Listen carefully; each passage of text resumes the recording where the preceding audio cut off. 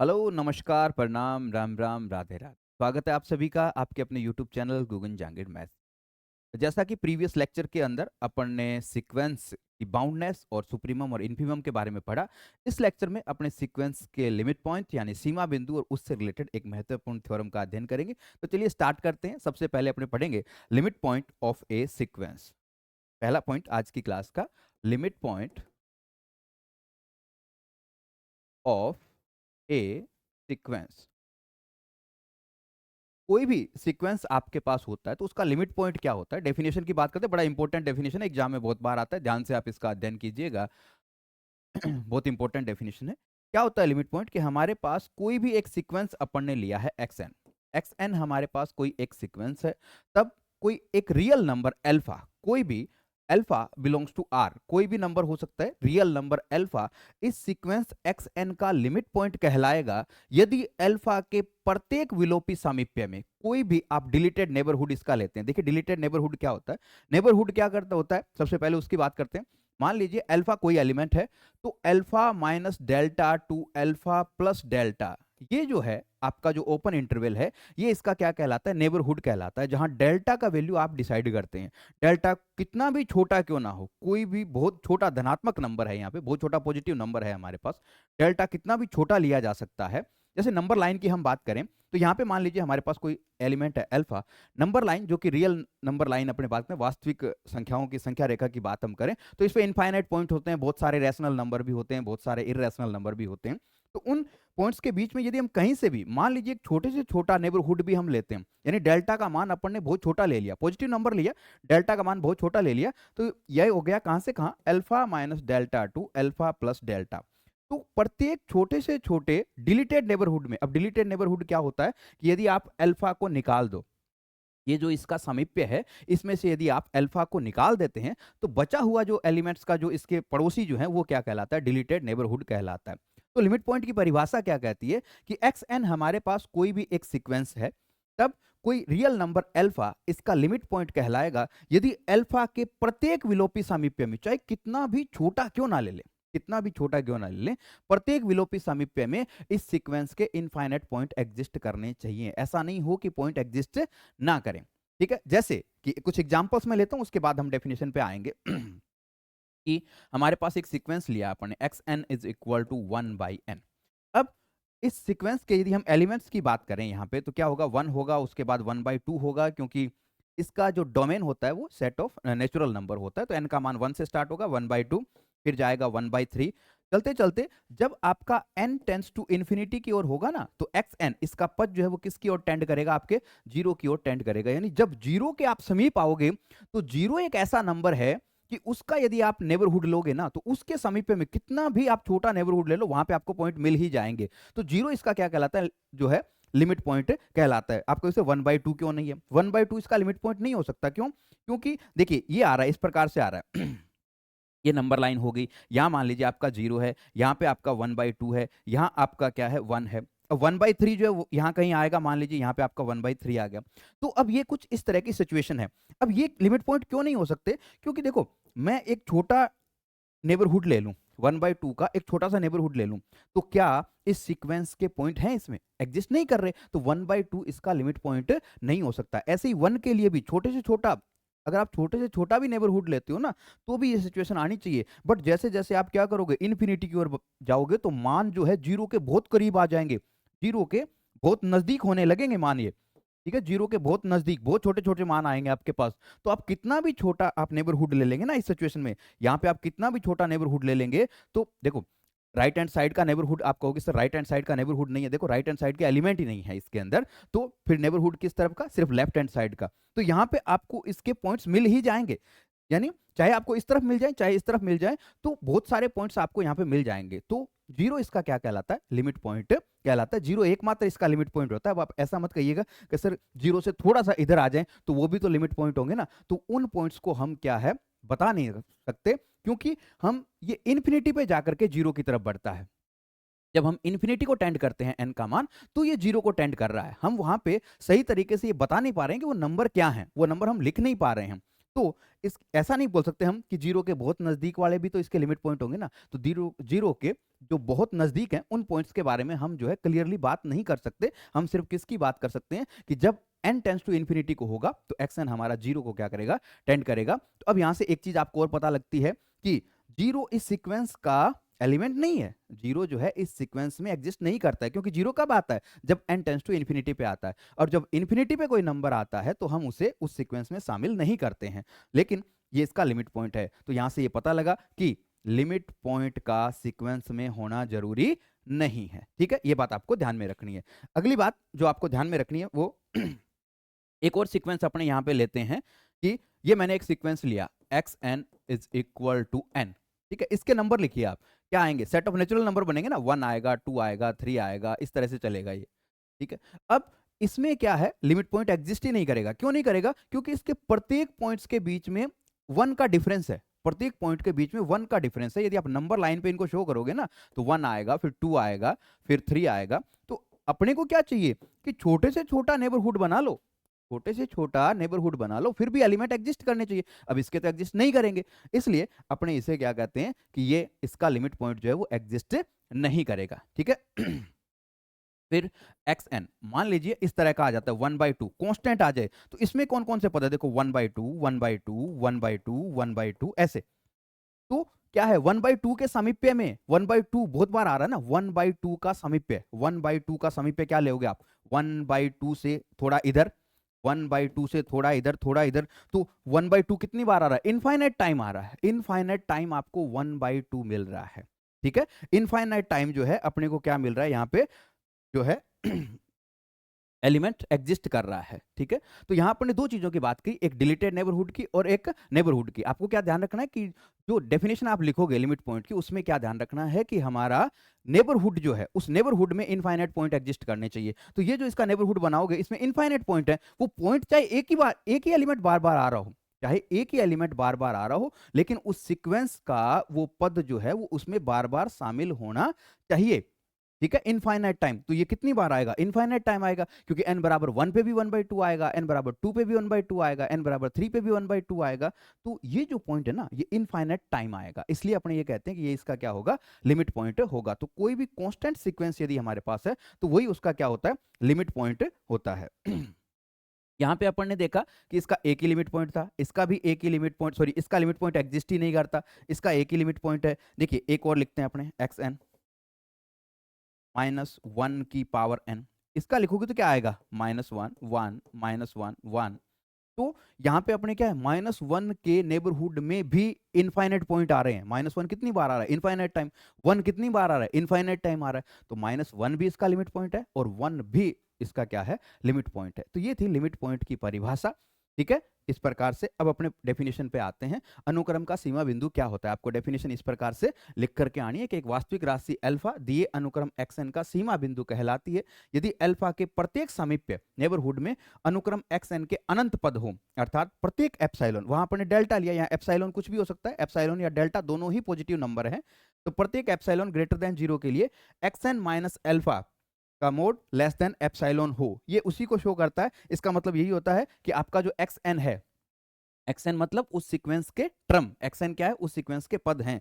यानी xn कहां से कहां होना चाहिए, alpha minus epsilon to alpha plus epsilon के बीच में रहना चाहिए। यानी xn बिलोंग करना चाहिए कहां से, alpha minus epsilon to alpha plus epsilon में।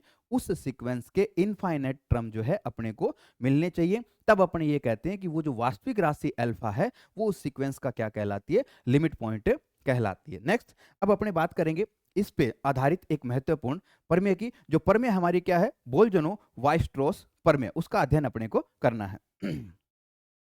हाँ जी, तो थ्योरम का स्टेटमेंट क्या कहता है कि प्रत्येक परिबद्ध अनुक्रम का कम से कम एक सीमा बिंदु होता है, परंतु इसका विलोम सत्य नहीं होता है। कि कोई अगर बाउंडेड सीक्वेंस है ना तो उसका लिमिट पॉइंट हर हाल में एग्जिस्ट करेगा, परंतु इसका विलोम सत्य हो ऐसा आवश्यक नहीं है। इसे BW थ्योरम या बोल्जनो वाइस्ट्रोस थ्योरम कहा जाता है। चलिए हम इसका प्रूफ करते हैं। प्रूफ में देखिए, यहां पे सबसे पहले अपने मान के चलेंगे, let xn is a bounded sequence, x n जो है हमारे पास क्या है, एक बाउंडेड सीक्वेंस है। बाउंडेड सीक्वेंस का मतलब क्या है कि इसका प्रास जो है वो परिबद्ध है, यानी इसकी रेंज जो है वो क्या है, बाउंडेड है। अब यहाँ पे दो सिचुएशन बन सकती है, केस फर्स्ट अपने लेते हैं। देखिए केस फर्स्ट में क्या हो सकता है कि हमारे पास इसका जो रेंज है वो क्या हो, फाइनाइट हो। रेंज क्या हो यहाँ पे, फाइनाइट हो। लेट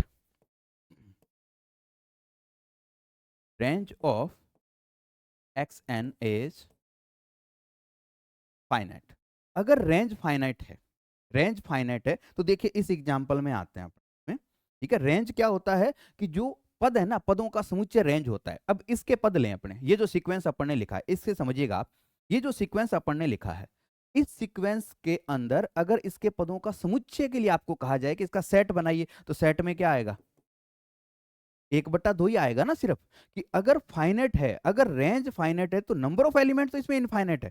देखो नंबर ऑफ एलिमेंट कितने आएंगे, क्योंकि डोमेन क्या है, एन है, और एन में कितने एलिमेंट है, इनफाइनाइट एलिमेंट है। तो एक पॉइंट जो पहला मान लीजिए x1 कहां से आएगा, x1 कब आएगा, जब आप n बराबर क्या रखोगे, 1 रखोगे। x2 कब आएगा, जब आप n बराबर 2 रखोगे। ऐसे n बराबर आप कहां तक रख सकते हो, इन्फिनिटी तक। मतलब इसमें पद तो कितने होंगे, इनफाइनाइट होंगे, लेकिन रेंज फाइनाइट होने का मतलब, रेंज परिमित होने का मतलब क्या हुआ कि इनमें बहुत सारे एलिमेंट क्या हैं, कॉमन हैं, एक ही जैसे एलिमेंट हैं बहुत सारे। और जब बहुत सारे एलिमेंट एक ही जैसे होते हैं तो वो जो एलिमेंट आता है, जो बहुत बार आ जाता है, वो फिर क्या कहलाता है, उसका लिमिट पॉइंट कहलाता है। ठीक है, यही बात अपने को यहां पे लिखनी है। ठीक है, कि यहां अपन ने क्या लिखा है, अब देखिए कि अगर एक्स एन इज फाइनाइट, यदि उसका रेंज फाइनाइट है, देन फोर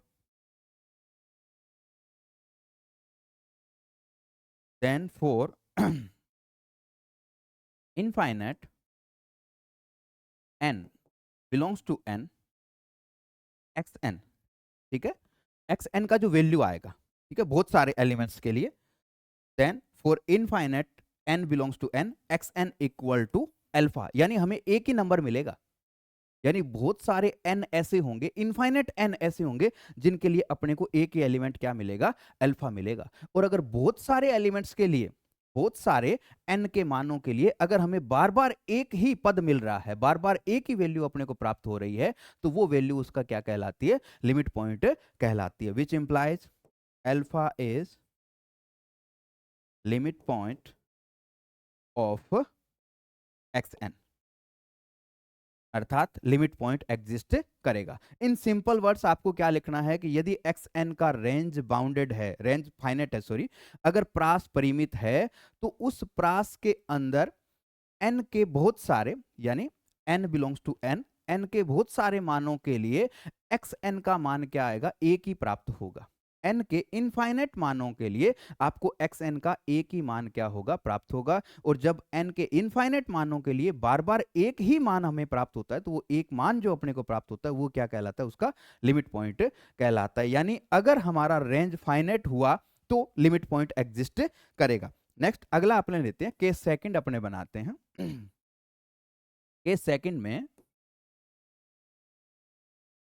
अपने को क्या करना है, लेट रेंज इज इनफाइनाइट, कि प्रास क्या हो उसका इनफाइनाइट, उसमें बहुत सारे एलिमेंट आ रहे हैं, इनफाइनाइट एलिमेंट आ रहे हैं। अब इनफाइनाइट एलिमेंट आ रहे हैं और साथ ही अपने क्या मान के चले हैं कि एक्स एन बाउंडेड है, एक्स एन क्या है, बाउंडेड है। तो अपने आ जाते हैं इस एग्जाम्पल पे। ठीक है, ये सबसे पहला जो एग्जाम्पल अपन ने लिया, देखिए ये रेंज इसकी बाउंडेड है। ठीक है, इसकी रेंज आप लिख रहे हो, बाउंडेड कैसे बता सकते हैं अपने, अपने ये कह सकते हैं कि इसका प्रत्येक एलिमेंट जो है वो जीरो के से क्या है, बड़ा है, लेकिन 1 के बराबर या 1 से क्या है, छोटा है। मतलब ये सिचुएशन बनेगी अगर हमारे पास कोई भी बाउंडेड सीक्वेंस है, तो बाउंडेड सीक्वेंस होने का मतलब उसकी रेंज बाउंडेड हो गई। तो हम इसका एग्जांपल ले सकते हैं, यहां हम कह सकते हैं कि इसका प्रत्येक एलिमेंट 0 से क्या है, बड़ा है, लेकिन 1 के बराबर या 1 से क्या है, छोटा है। तो इस स्थिति में कम से कम एक एलिमेंट ऐसा मिल जाएगा अपने को, इस सिचुएशन में एक एलिमेंट हमें ऐसा प्राप्त हो जाएगा जिसके सामीप्य में इस सीक्वेंस के इनफाइनाइट पॉइंट अपने को क्या है, मिलेंगे। और फिर वो पॉइंट जो अपने को मिला, जैसे यहां पे 0 मिला, ये इसका क्या हो जाएगा, लिमिट पॉइंट हो जाएगा। बस यही बात आपको क्या है वहां पे लिखनी है। ठीक है, सेम आपको डिट्टो वही बात यहां पे लिखनी है। क्योंकि xn is bounded and range is infinite, which implies there exists alpha belongs to R such that alpha belongs to R such that infinite elements of xn belongs to alpha minus delta to alpha plus delta. अगर range bounded है, ठीक है, sorry range infinite है और sequence हमारा bounded है, तो हमें कम से कम there exist at least one alpha, there exist, यहां पे एटलीस्ट ऐड कर दीजिए आप, at least one alpha, at least one alpha belongs to R such that infinite elements of xn belongs to alpha minus delta to alpha plus delta. यानी वहां पे एक situation हमको हर हाल में ऐसी क्या होगी, प्राप्त होगी, ठीक है। तो अब ये क्या बन गई, ये तो डेफिनेशन हो गई ना, ये डेफिनेशन हो गई किसकी, कि अल्फा क्या हो गया, इसका लिमिट पॉइंट बन गया। अल्फा इसका क्या बन जाता है, लिमिट पॉइंट अपने को यहां पे मिल जाता है। तो अल्फा क्या बन गया, which implies alpha is a limit point of x n. तो दोनों सिचुएशन में अपन ने ये देखा कि अगर हमारा रेंज इनफाइनाइट होता है तब भी अपने को क्या है, लिमिट पॉइंट एग्जिस्ट करता है, और रेंज अगर फाइनाइट होता है तब भी अपना क्या है, लिमिट पॉइंट जो है वो एग्जिस्ट करता है। आपको इसे याद रखने के लिए दोनों एग्जाम्पल आपको याद रखने हैं। यहाँ एग्जाम्पल आप याद रख, जो फाइनाइट वाला ना उसमें ये एग्जाम्पल आप याद रख लीजिएगा, ठीक है, आपको याद आ जाएगा आपको क्या लिखना है। और इसमें आप है ना एग्जाम्पल ये याद रख लीजिएगा कि ये बताया गया था हमें, इसके अकॉर्डिंग जो है 1/n, इसके अकॉर्डिंग आप ये ऊपर वाली कहानी लिख के इसको सिद्ध करके आ सकते हैं, ठीक है, बड़ा इजीली आप इसको लिख पाएंगे। और अगर आप एग्जाम्पल लिख देंगे तो जो पढ़ने वाला है उसको और क्लियर हो जाएगी बात ये, ठीक है। अब आता है हमारा इसका कन्वर्स पार्ट, विलोमतय। विलोमतय में अपने को दिखाना है कि इसका विलोम जो है वो सत्य नहीं होता है, इसका कन्वर्स जो है वो सत्य नहीं होता। इसके लिए अपने क्या है, एक एग्जांपल ले लेते हैं, ठीक है, एक एग्जांपल ले लेते हैं। मान लीजिए हमारे पास कोई एक सीक्वेंस है 1 2 1 4 9 1 16 1, देखिए ये ये सीक्वेंस अपने लेके चल रहे हैं, ठीक है, ये सीक्वेंस है हमारे पास। क्या ये बाउंडेड है, क्या ये बाउंडेड है, ये बाउंडेड नहीं है, क्योंकि हम ये नहीं कह सकते। देखिए इसका लोअर बाउंड तो एग्जिस्ट करता है 1, बट इसका अपर बाउंड एग्जिस्ट नहीं करता, इसका मतलब ये बाउंडेड सीक्वेंस नहीं है, बट इसका लिमिट पॉइंट है 1। इसमें क्या आ रहा है, इनफाइनाइट टाइम आ रहा है, इसका लिमिट पॉइंट एग्जिस्ट करता है परंतु ये परिबद्ध नहीं है। लिमिट पॉइंट क्या है इसका, लिमिट पॉइंट इसका 1 है, लिमिट पॉइंट जो है वो क्या है, 1 है। लिमिट पॉइंट इसका एग्जिस्ट करता है परंतु ये बाउंडेड नहीं है, तो ये इसका क्या है, विलोम हमेशा सत्य नहीं होता। तो आज की क्लास में अपने लिमिट पॉइंट की डेफिनेशन को पढ़ा और अपने लिमिट पॉइंट पे आधारित एक महत्वपूर्ण थ्योरम बोल्जनो-वाइट-स्ट्रॉस थ्योरम के बारे में पढ़ा। एग्जाम की दृष्टि से दोनों ही बहुत महत्वपूर्ण है। अगर आपको वीडियो अच्छा लगे तो लाइक शेयर जरूर कीजिएगा, और सबसे पहले आपको आज का वीडियो देखने से पहले इसका जो फर्स्ट पार्ट है ना वो आप हर हाल में देखिएगा, अदरवाइज आपको ये जो सीक्वेंस है वो ही समझ नहीं आएगा, तो आपको लिमिट पॉइंट भी समझ में नहीं आएगा। जैसे जैसे क्रम वाइज वीडियो आपको अपलोड होते जाते हैं वैसे वैसे आप उनको देखते जाइए। ये महत्वपूर्ण क्वेश्चन की सीरीज आपके एग्जाम तक हम जारी रखेंगे। अगर आपको सीरीज अच्छी लगे और तो आप जो है कमेंट करके जरूर बताइएगा, कोई कमी अगर आपको लगे तो भी आप बता सकते हैं। थैंक यू, धन्यवाद।